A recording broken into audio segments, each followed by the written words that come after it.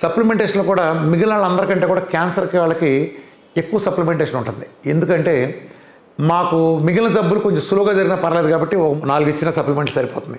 Cancer వాళ్ళకి life అనేది మెడ మీద కత్తి ఎలాడుతూ ఉంటుంది.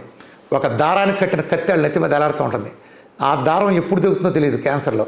కాబట్టి ఆ దారం తెగేలోపే మనం ఆ సీట్లోంచి లేచి వెళ్ళిపోవాలి. క్యాన్సర్ అనే బాధ నుంచి విముక్తులు అవ్వాలి. కాబట్టి మీకు ఫాస్టెస్ట్గా రిజల్ట్ రావడం కోసం మీ బలం కోసం కానీ దీనికి సప్లిమెంట్లు యాడ్ చేస్తాం.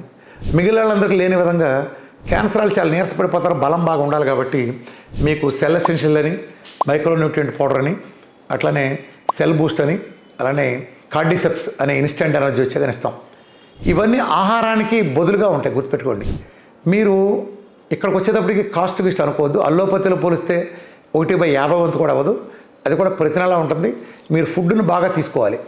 ఇప్పుడు కొంతమంది చెప్తారు, అయ్యా మేము పేదవాళ్ళం అని. టాటా వచ్చినా, రిక్షా అతను వచ్చినా మనిషికి వచ్చేది క్యాన్సర్ జబ్బు అయినప్పుడు ప్రోటోకాల్ ఒకే రకంగా ఉంటుంది. సో అది మా చేతిలో లేని పని.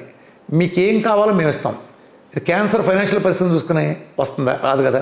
అంటే టాటా వస్తే అడిగేమన్నా 10 కోట్ల రూపాయల బంగారంతో మింగేదే ఉండదు కదా. టాటా వచ్చినా, రిక్షా వాడు వచ్చినా ఒకే ఒక ప్రోటోకాల్ ఉంటుందని గమనించండి.